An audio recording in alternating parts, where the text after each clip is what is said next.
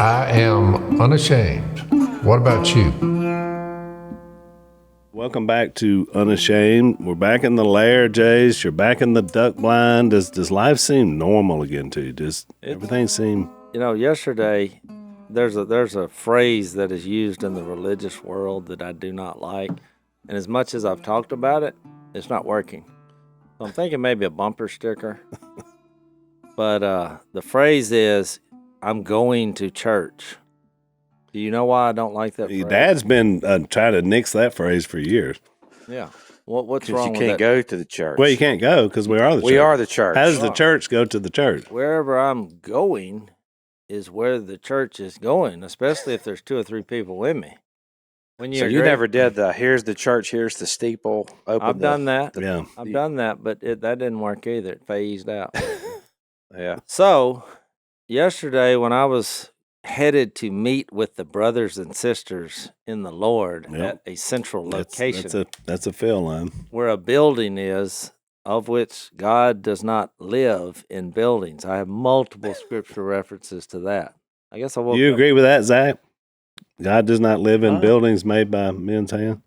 I've heard a couple people say that. The first person that I heard ever say that was a man by the name of Stephen. Thank you. He got killed for it. Yep. But the man who gave the approval to kill him for saying that ended up saying the same exact thing. Mm-hmm. And wrote several books, in the New Testament. And wrote several books about it. So I'd have to agree with you on that, Jace. So here's what happened. So I'm a little grumpy because we have some guests here. We do. I'm super excited about our guests. Something happened this morning that caused a slight bit of grumpiness. And I will reveal that when our guests get here because they were a part of what triggered Grumpy Jase. So we'll wait and share. There's your cliffhanger. So yesterday, my wife and I we drive to this building and we get out. To meet with some of your brothers and sisters. To meet with the brothers and sisters. And they have what they call a service. That's another thing that I've never figured out. Because I would call it a sitting session with a little standing. But service is actually doing something where you're serving. I wonder why they do call it service. I've never really thought about that. Look, I'll just make a list and check it twice. So we get there, and I have I'm trying to have a good attitude about when we meet. What do they call it, Al? Corporately? Yeah, corporate worship. Where's that verse at? Nowhere. Okay. So... But I said, you know what? We're going to come to serve today. So we're down at the nursery. We're dropping off a little one. And we literally bumped into a couple that they were also going to the nursery. And this woman saw Missy and she just got teared up. And she said, can I hug you? Which was a little awkward. Missy's like, sure. Hugs are welcome. Who doesn't want a good hug? She said, we followed y'all on your podcast. We're from Washington. So I started talking to the husband. And I was like, what are y'all doing here? It's like, well, they're going to a funeral in the area. And I think he meant the state of Louisiana. And so we wanted to run by because we heard this is where y'all meet. We were hoping to meet some of you, the duck people. Okay. And I'm not sure they knew which one I was, because we all... Pretty much just throw a rock at any of us. So I said, before you guess, let me just introduce myself. I'm Jase, because I didn't want them to call me Si. or like our good friend that went to school that called you Willie. Yeah. This is a tough crowd today. So anyway, we met them. Missy had the hug, and they had a 16-year-old son there. And they had a toddler, obviously, because they were dropping off. So we set our piece, and now we're going to attend. We're going to go sit. And so which, by the way, AI says, it says AI, a church service is called a service because it is a gathering of Christians to worship God and receive the word of God. Yeah, where's the serving coming in? I don't know. They didn't. Okay. That's a terrible definition. So... That's what AI says. I have a speech on that, but I'm trying to tell a story. Right. So then all of a sudden, somebody tapped me on the shoulder. Well, it's the same guy. And he said, I got a question. Will you baptize me? So at that point, I thought oh, we have Phil's little class that Yep. he's not teaching because he's Jersey is the sub. He yeah. stepped in. And so I said, oh, you were at the class. And he said, what class? I was like, oh, you weren't at the class.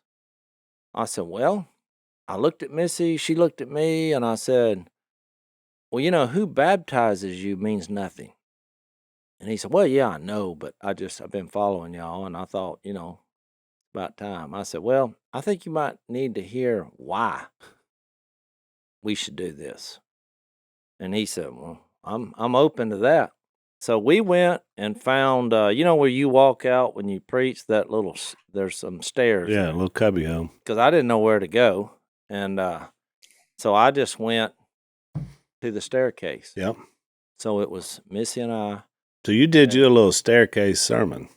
Yeah, that's what this story's funny, because I went to attend a church service, in quotations, and I never attended anything. It turned into a proclamation of Jesus on the staircase. I love it. So they asked questions. Missy and I kind of double teamed. Which, by the way, is why you go. You never know. We spent 40 minutes talking about Jesus and, 5 talking about baptism. Because I was like... That's a good ratio, by the way. Yeah, I was like, let's talk about Jesus, and are you ready to surrender your life to Jesus? We heard their personal stories, and so the father and the son, after they said we're ready. Well, the wife said, well, and she kind of told her religious history, and she said, I was baptized as a baby, but I have no idea why, because I was a baby. But based on what I just heard, I don't want to steal their thunder. I said, there's no stealing any thunder. God, this is about, who Jesus is. And she said, well, I just think I'd like to do this too. So I said, well, perfect timing, because I said, they're fixed to sing an invitation song, and we're not going to go walk down the aisle, because we're at the end of the aisle. Yeah, you're we're there. Just going to take a right, you're just change clothes. Right there. And so we walked out. 3 minutes later, they're singing the invitation song. We take a right.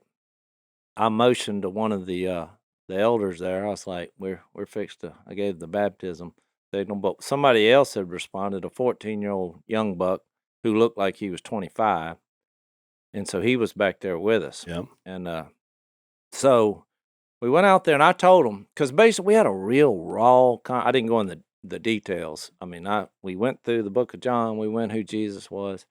And I said, I'm going to ask y'all in your own words. I've been doing this here lately. I said, to tell people what your confession is. And so the mom said, well, there's a lot of people out there. And I said, yep. And I quoted Romans 10:9 and 10. I said that if you confess with your mouth Jesus is Lord and believe in your heart that God raised him from the dead, you'll be saved. I said, you're making a vow to God here. And I said, it's supposed to be a little uncomfortable. I said, but based on everything you've heard about Jesus, I think this is a moment. You're declaring Jesus is the Lord of my life. Yeah.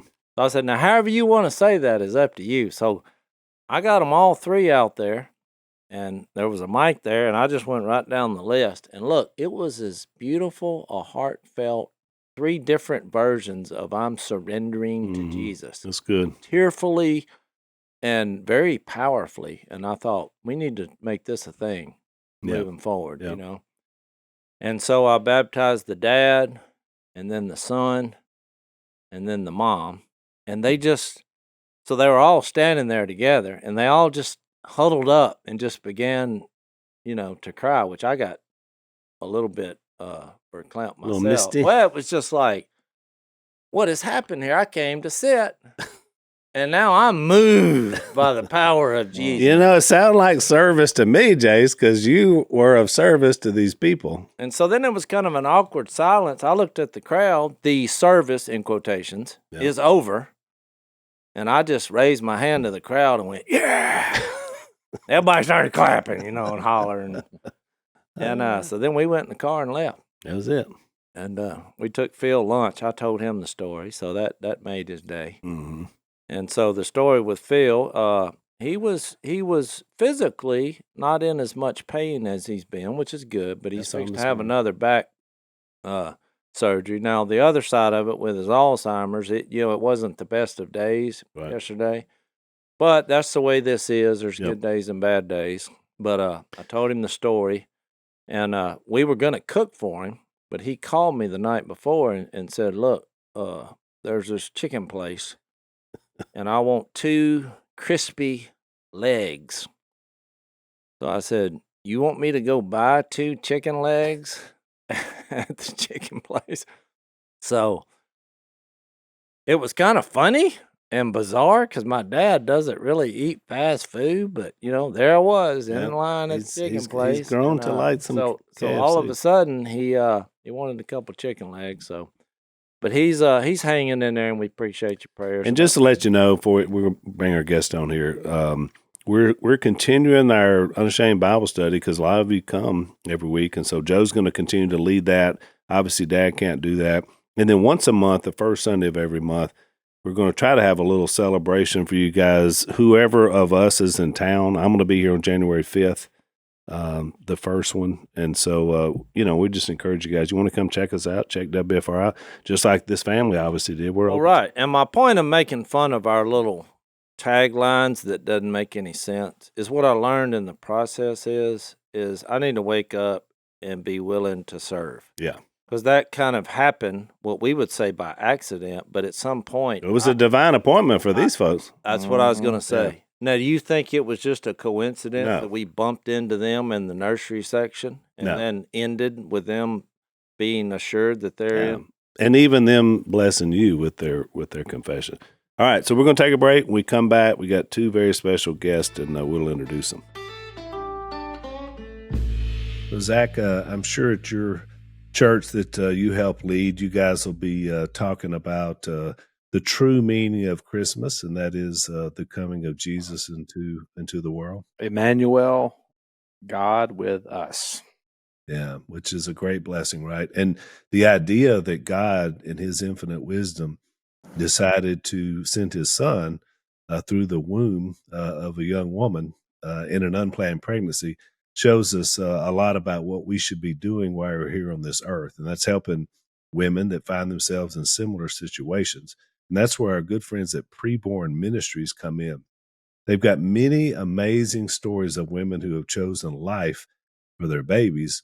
Here's one of them. Kelsey found herself in an unplanned pregnancy. Like most women in this situation, she was scared and she was unsure of what to do. Kelsey had already had 1 abortion, and she promised God she would never have another one. But life happens.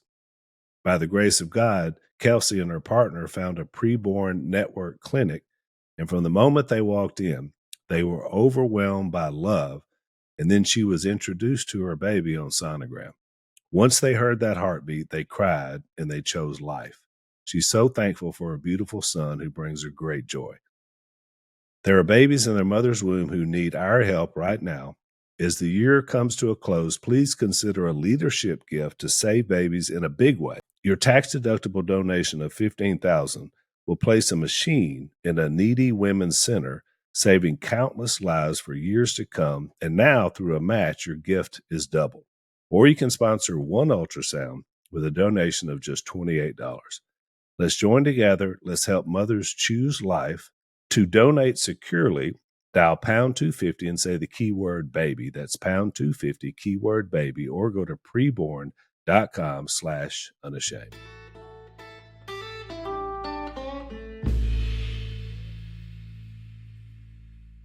Welcome back to Unashamed. We are joined by Chad Squared, Chad Robichaux, who has been on the podcast. Welcome back. I think it's your 3rd time to be. Yeah, something like that. I've been on a couple of times, yeah.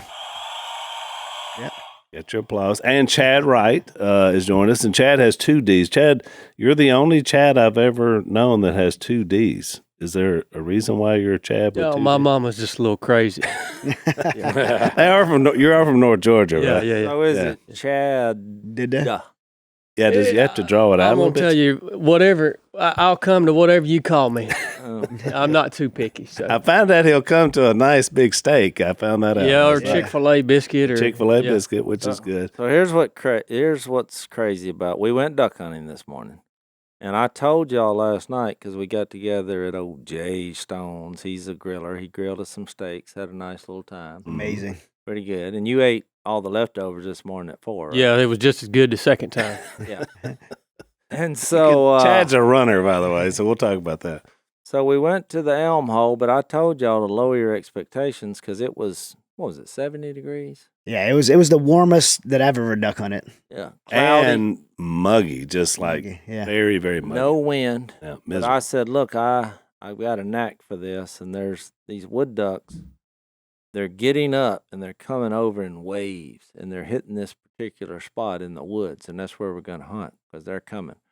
So we go duck hunting this morning, and what few we saw did not come in. Now, we shot, how many did we shoot? 4? We got 4, so we got some appetizers. Good.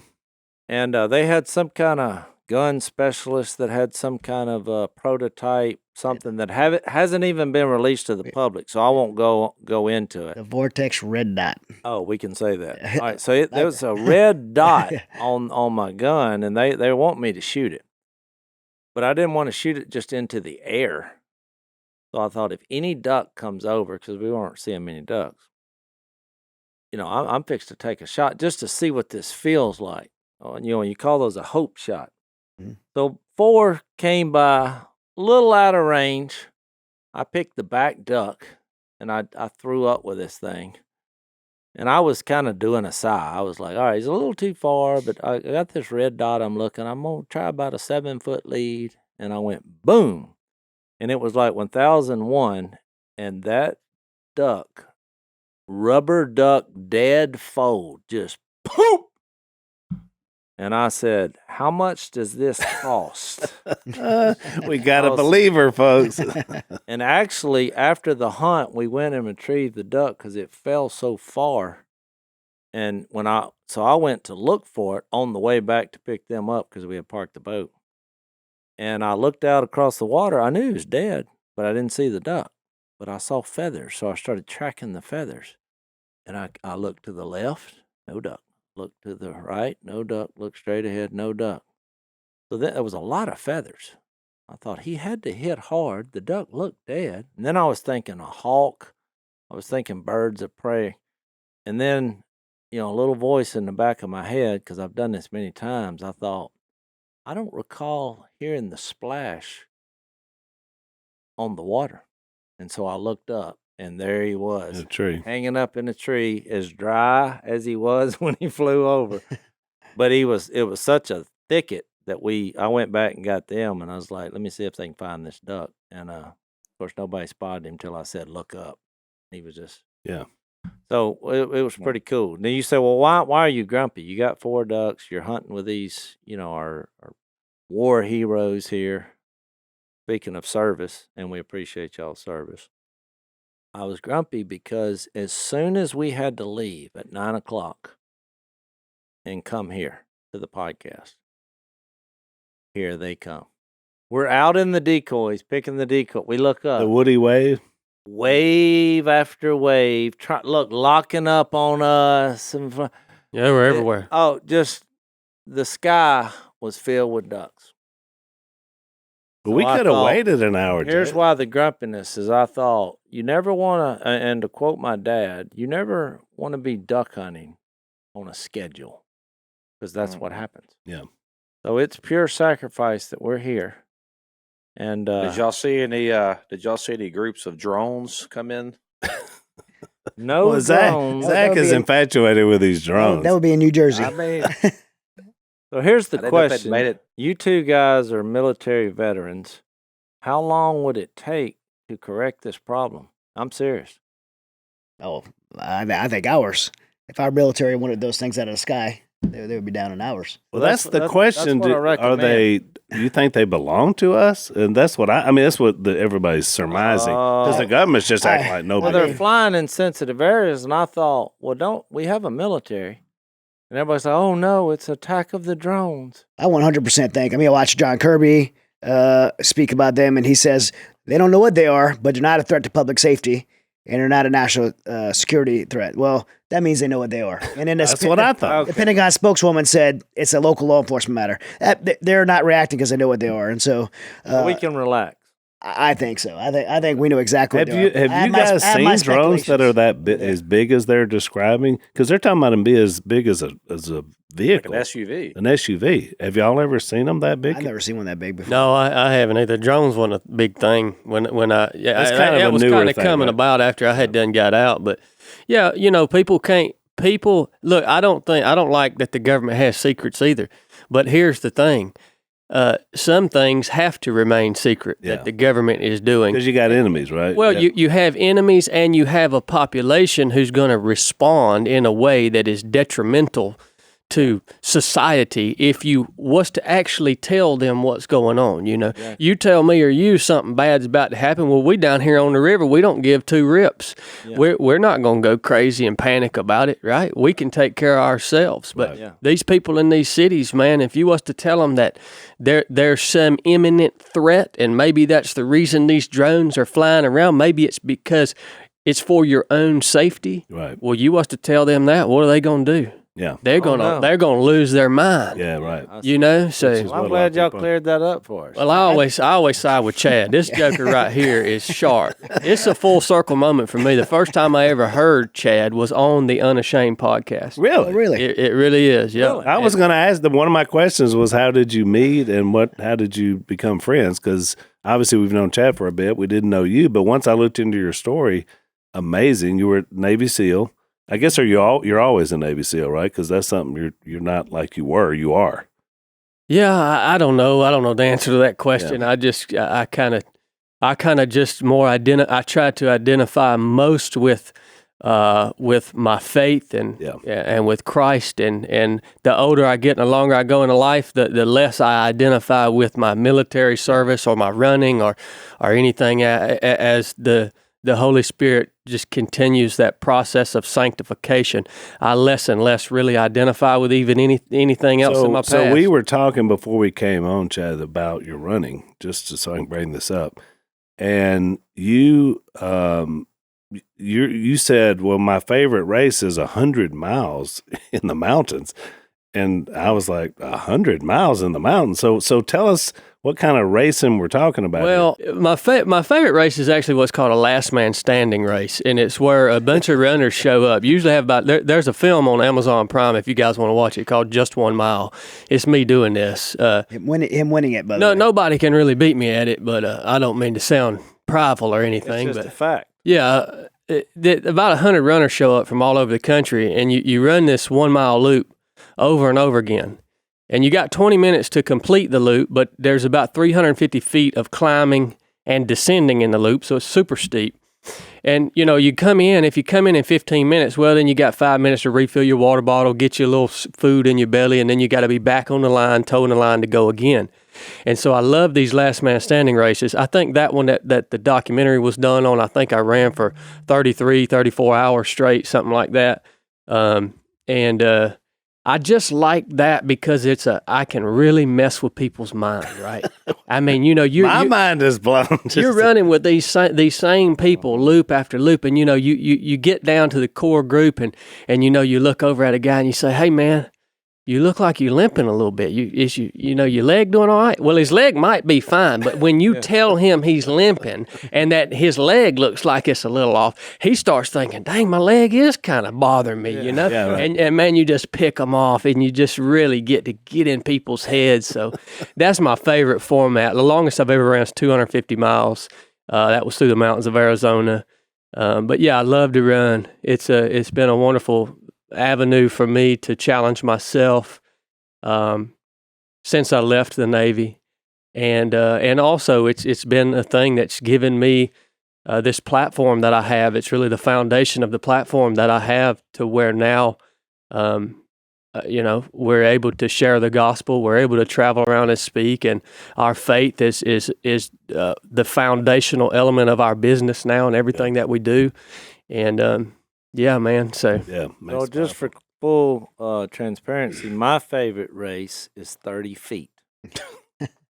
Because, did you know, you may know this, a man who's above average in speed, which I always was, can outrun most vehicles for 30 feet. And so when you put a little money on it, it's a pretty good way to make a buck.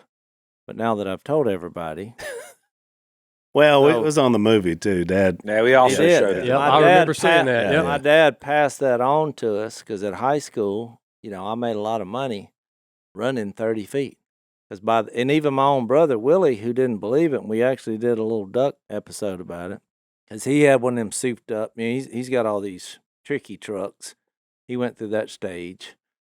And he said, you ain't going to outrun this. And we did it 3 times. They only ran 1 take, but all 3 times he lost and slipped a $100 bill in my hand that I still have. Because I'm saving for the right moment to spend that. Our good friends at Angel Studios have a new movie, and I have to say they got an amazing run going, Jace, on some of these different movies. They're on a roll. And They had a little film called Sound of Freedom that blew up. very good. So Zach, tell us about their newest movie. Basically, what happens is there's a nuclear blast that devastates all of Los Angeles. So kind of like a apocalyptic end of the world type movie. It's got Neil McDonough in it, which you love him out. Oh, he's been in so many good things. He's usually a bad guy in most of the things I've seen him in, but he's a fantastic actor and a believer. Yeah, but in this one, it's you have all the dilemmas of what would happen in some type of apocalyptic event. There's a lot of moral dilemmas in it that you got to work through. But I love those kind of films, anyways. I mean, I think I've said it on a previous promotion that I love anything that like apocalyptic or dystopian. So this is kind of in that vein. It's a very, very good movie. I highly recommend it. Yeah, it becomes about humanity. This film is coming to theaters December the 20th, so we don't want you to miss it. Don't miss Homestead in theaters December 20th. Get your tickets now at angel.com/unashamed. That's angel.com/unashamed. Check it out.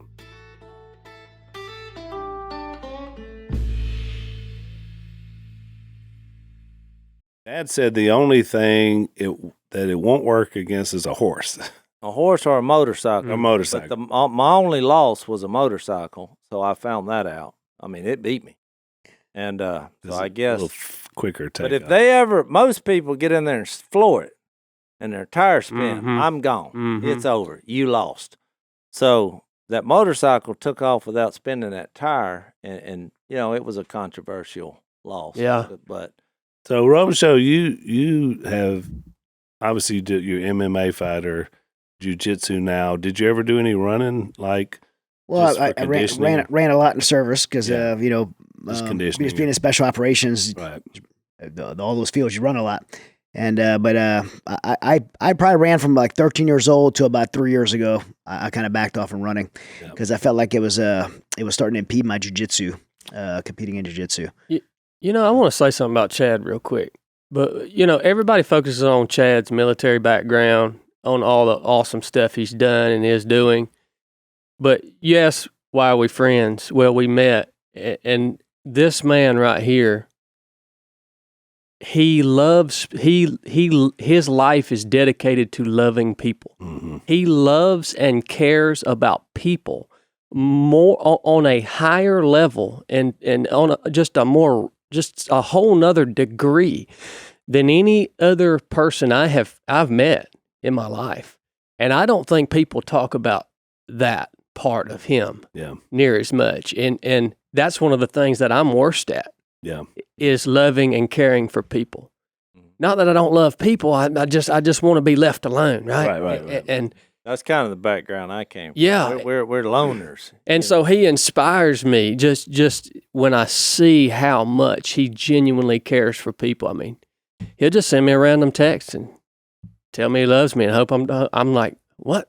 Yeah. This guy's busier than I am. Yeah. Well, it reminds me when Jesus summed up, when he brought Thanks for that, Chad. Yeah, man. Appreciate that, man. He brought the new way of thinking from a rule-oriented system, and he summed it up by saying, you want some commandments? I'll give you 2. Love the Lord your God with all your heart, soul, mind, and strength, and love people. Yeah. Love your neighbor as yourself, which is really a glimpse into the character of God. I mean, God is love. And so when you see love transpiring, and I mean real love, not a definition of, physical sex or whatever. Love, 1 Corinthians 13, kindness and patience and trusting and perseverance and not delighting in evil, that whole list. When you see that, you're seeing the evidence of God on the planet, even from people that don't believe in God. Yep. 'Cause that's where it originally came from.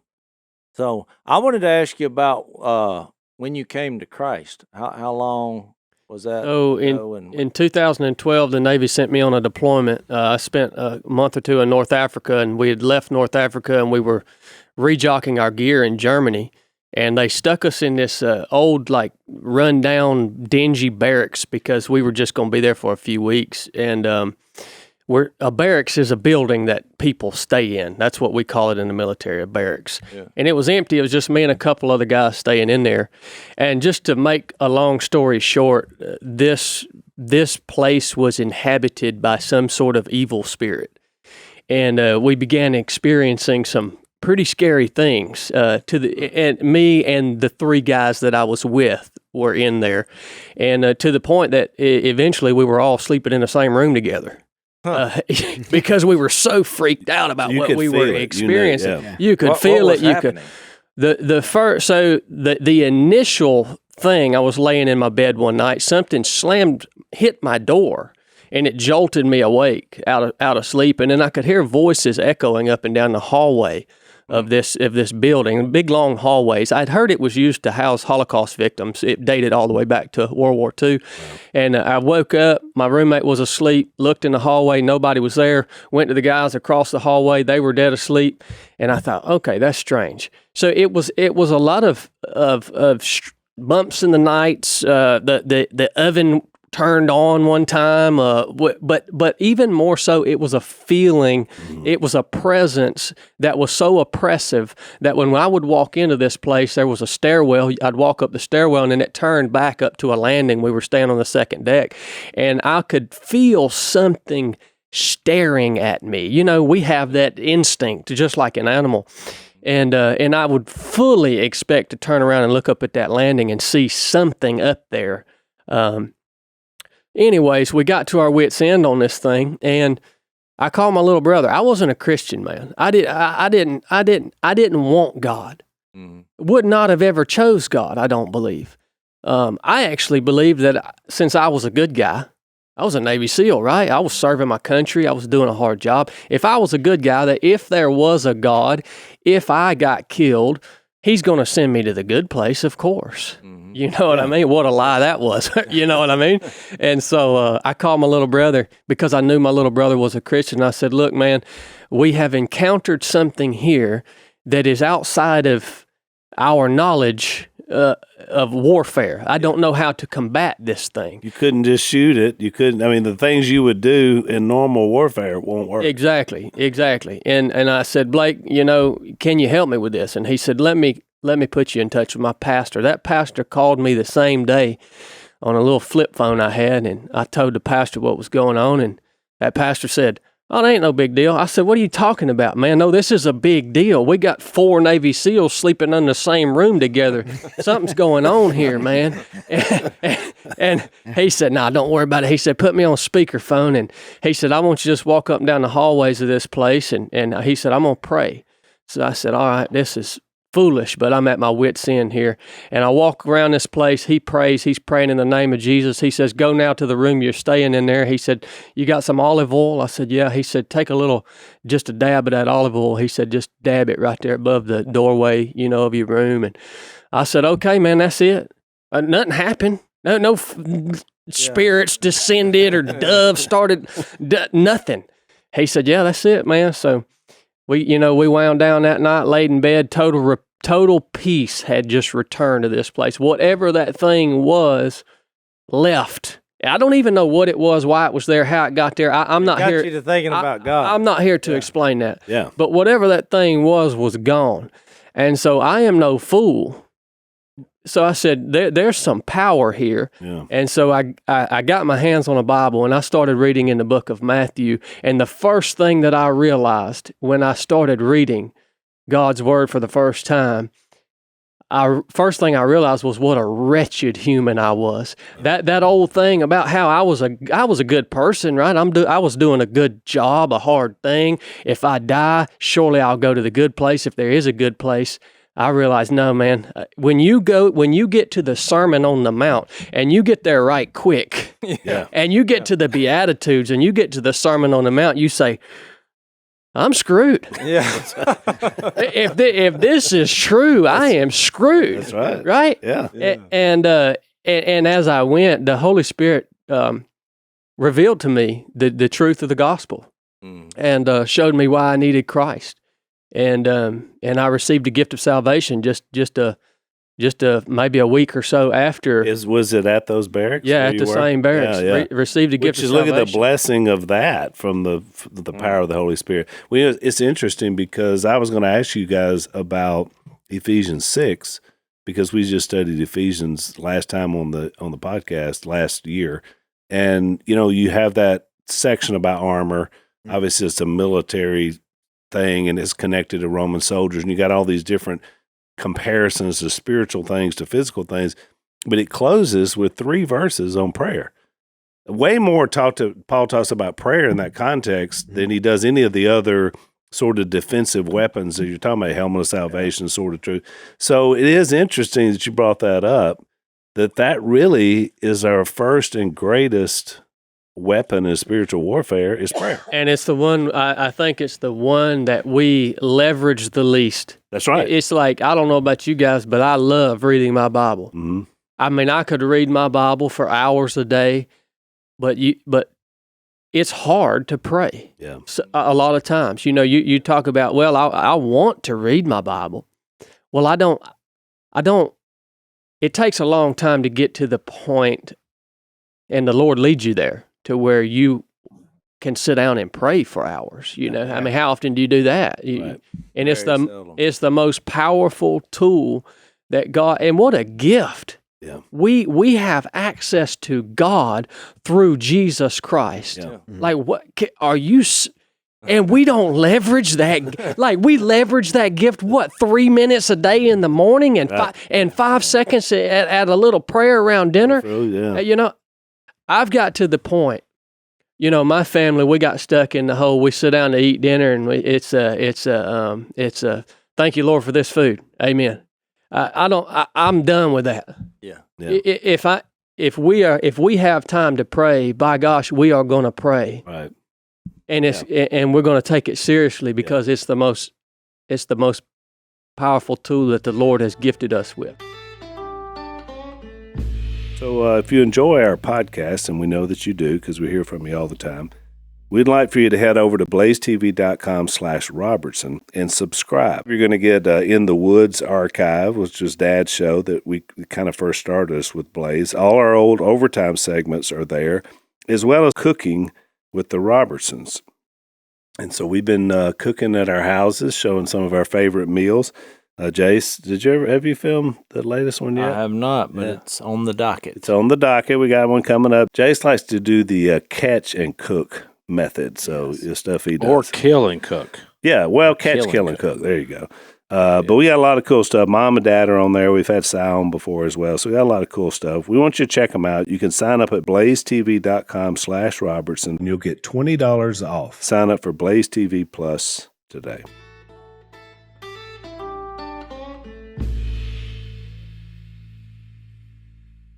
It's the only time, in my opinion, that you engage all the deity, the Father, Son, the Holy Spirit at the same time. Yeah. And I think about that Romans 8, where the Spirit interprets what we can't even say because we're human beings that is so much bigger than us.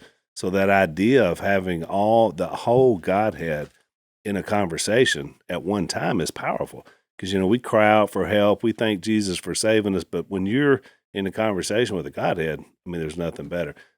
We've talked a little bit about your story in the past, but when you came to Christ, was it something similar? Or was it, When I came to Christ, it was after all my deployments to Afghanistan. I came home and just fell on my face, and I was in that just complete rock bottom moment. I was, in a complete state of panic attacks, anxiety, depression, and just real hopelessness. and I spent about 3 years in just this dark downward spiral. And at the end of that 3 years, ended in a suicide attempt. And that's when my wife came in, and some amazing people from my community came in and got around me, and I was really confronted with the truth that everything I had tried to repair the damage that I'd done to myself, to people around me, that I was trying to fix myself, that I was not capable. Everything I tried had failed. Medication, counseling, professional success, the MMA stuff, rebuilding my ego, and trying to rebuild what I thought I lost from my my persona and then bravado. All those things, some of those things were good, some of those things were bad, but those things had helped heal me and restore me. And the only thing I had yet to try was a relationship with Jesus. And so for me, it was kind of like, I'm at the end of my rope. I've tried everything else. What do I have to lose? And I made a very uninformed decision, because I didn't even really understand what I was doing. But it was just like, I'm going to give God a chance. But that decision came with about a year of discipleship that radically changed me. Yeah. Because I realized that all the things that had happened to me, the anxiety, depression, those all came from some moments that happened in my life, and some bad things happened. But those things didn't lead me to be in that closet with a pistol in my hand, wanting to take my life. What had led me there were the choices that I made in response to those things. And so I realized through this year of discipleship that the problem I had was a problem with my own wretchedness, with the choices that I was making, and all these bad things that happened to me. Those things were not what had caused me to be in that situation I was in. It was a choice I was making. So the Bible gave me a new blueprint to make better choices. And so did I still get anxiety, depression, all those things? Of course I did. I've been through some hard things. But when I did, I went to the Bible for how to respond in accordance to what I was dealing with. And I became very intentional about it. And through that, I found restoration, I found hope, and ultimately I found new purpose. And that purpose manifested in me, just this deep desire to pay it forward and share that story with others, and that I knew how many other people were struggling with the same thing I was struggling with. And my whole life has been just committed to that sense. Yeah, you remind me a lot, Chad, of Dad, and I love what you said, Chad, right, about his heart for people. That's what we saw in Dad. Once he figured it out, and once he saw that and that life change, then he decided the rest of his life was going to be helping people find what I found. Yeah, for me, it's funny when I hear people say that about me. And I hear a lot of people say that about me now, not as eloquent and beautiful as Chad said. It really, really meant a lot. You said that. But my wife gets to see both. She's this contrast. She's like, you did not like people. I didn't want to talk to anybody. I didn't want friends. I had the guys I worked with, and that was it. I didn't want, don't invite anybody I don't know over for dinner. I don't like that. My wife was like, she used to hate that she couldn't invite her friend over. People, yeah. I didn't want to meet new people. Yeah. So the fact now that I had this heart for people, and I really have this just compassionate heart for people, is still surprising to me. Well, you've been made a new creature. Yeah, it's a brand new creation. Well, that's what I started off this podcast for. Y'all joined us, talking about this family. Because when you're in the public eye, there's a certain amount of weirdos that show up, And, you mean weirder than the people at this table? Oh, yeah, way weirder. But what happens is... We're not weird, that's the thing.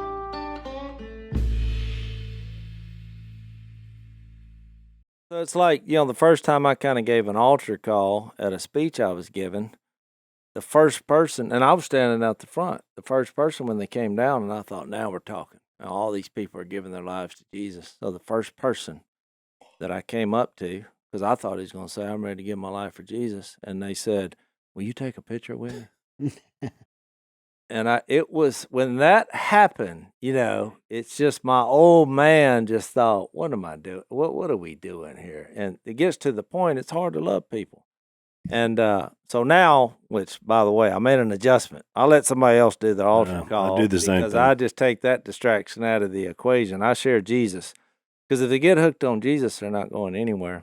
But what I was going to say is you can, even in that, my first thought was when the woman started crying in front of my wife, I thought, oh boy.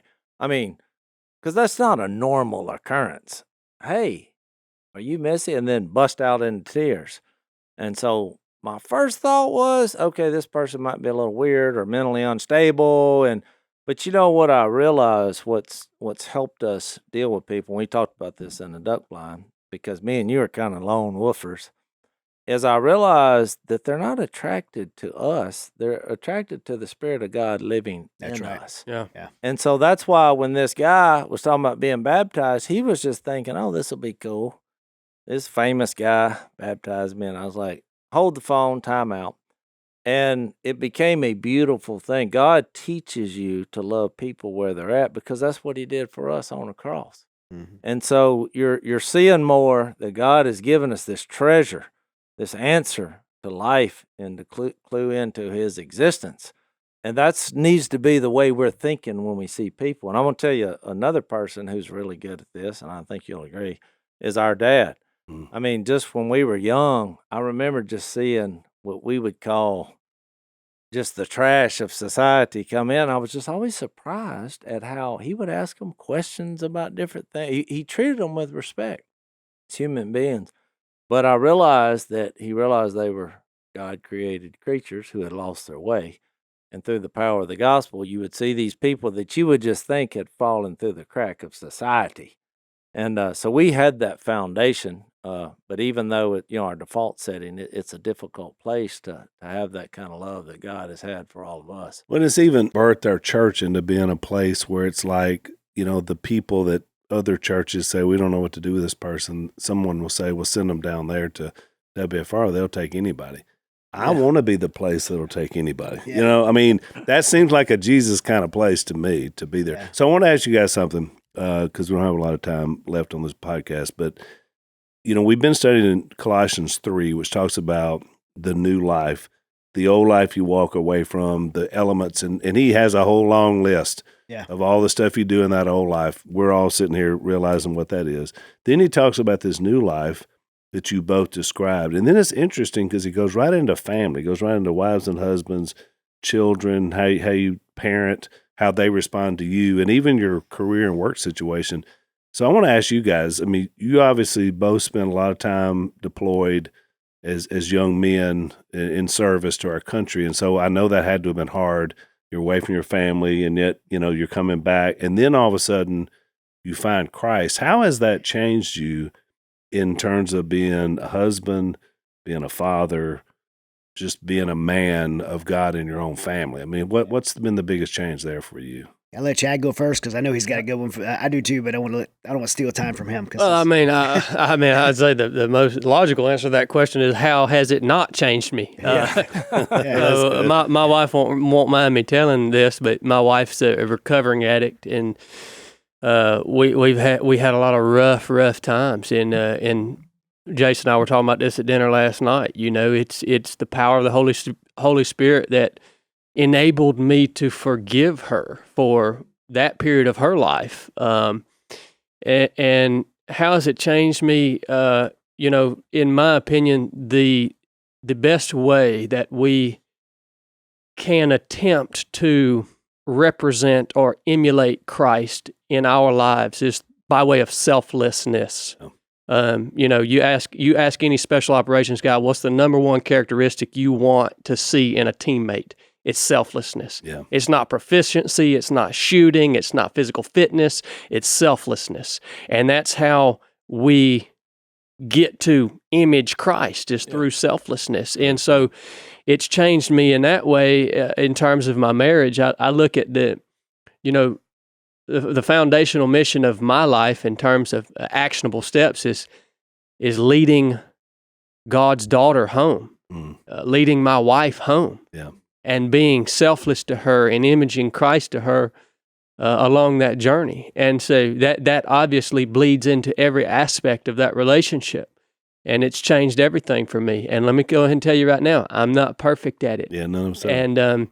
And I still make a lot of mistakes, and I still struggle with certain sins and things like this, and even sometimes succumb to them. So don't think that I'm sitting here saying I'm a perfect husband. But that's the number one thing that I want to do is I want to lead his daughter home. And I'm so thankful that God has gifted me with his daughter and put her in under my care. Yeah. What a responsibility that he entrusts us with. That's right. Yeah. And my job is to die. Yeah. That is my job. And I'll never completely do it. Yeah. Because my old self, boy, it rears its ugly head so many times, man, all the time. But man, I know my job is to die. Thanks be to Christ, right? Yes. That'd be the same for me. Look, before I surrendered my life to Jesus, I everything was about me. I always worked hard. I felt like I'm a provider for my wife. I'm going to make sure I'm working hard. I'm going to put a roof over their head. They're going to be safe. All the things that I'm supposed to do. So I felt like that was my responsibility. That was my duty, and I did it well. But what I realized looking backwards now is that I was the center of my own universe. Like the whole world revolved around me. My wife, I was in a marriage for my wife to provide what I wanted out of a relationship. My kids were, I was their father for them to be there to serve me. Everything was me focused, and I was, very selfish. And so that surrender to Christ, I think, changed something in my heart to make me from selfish to, and I would have never admitted to being selfish before. I'm like, what do you mean I'm selfish? Like everything I do is for, like I'm serving the military. I'm serving, I'm working hard. I'm providing. Like I would have never even saw it, much less admitted it. I'm here, But Chad. the truth is, I was selfish, and so it's a shift happened in my heart to go from selfish to selfless, and realize that my life's really not about me. My life is about service, and that's why I think I thought I was service driven before, but now even more so. I'm service oriented, service driven. My life is about others, but it starts in my home.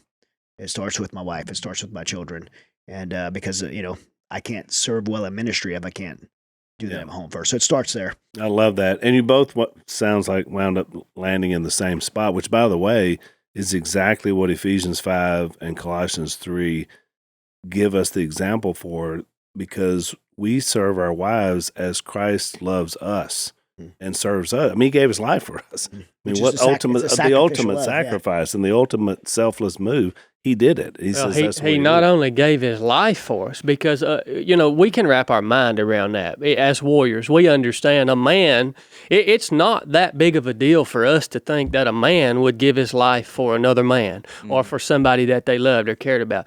No, he didn't just give his life for us.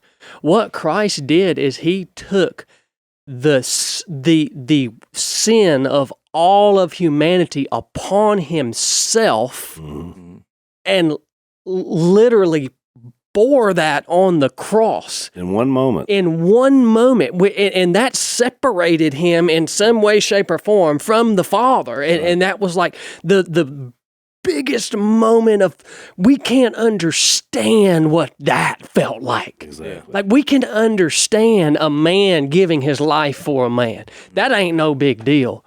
But we can't understand what the weight of the sin of all humanity feels like.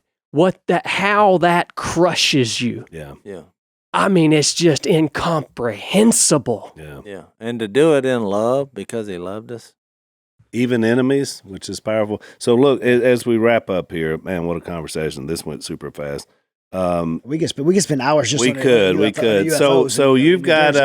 We talked about your books. You got a new fiction series coming out. I do. I got a new fiction series coming out called Silent Horizons. It's actually available on Amazon right now for pre-order. Good. And I can't wait to get into it because I love fictional stuff. Especially, I'm assuming it's like military. Yeah, it's very much Jack Carr style. Yeah. That style. Like Jack Carr, Brad Thor. I read him. Ryan Stack, who's a coach. Yeah, Ryan's awesome. Ryan's a great guy, so I read him as well. In fact, Jack wrote the forward cover, like the cover endorsement on it. Jack Carr did, and I'm so excited to see you get into this because I just think you'll have a perspective that will make some really good reading. Podcast, what you're doing a podcast? Yeah, so the Resilient Show is my podcast, and in fact, as we're recording today, and it'll already be out once this drops, but is the episode with Chad Wright. So awesome. I mean, this was short. We didn't get really into Chad's story. But if you want to hear Chad's full story, he unburdened and bore his life story, which is super powerful. Like challenged me, encouraged me. He inspired me to do that. This dude. Yeah. So what's the name of the podcast? Chad? The Resilient Show. The Resilient Show. And what's your podcast? You have one too. The 3 of 7 podcast. 3 of 7.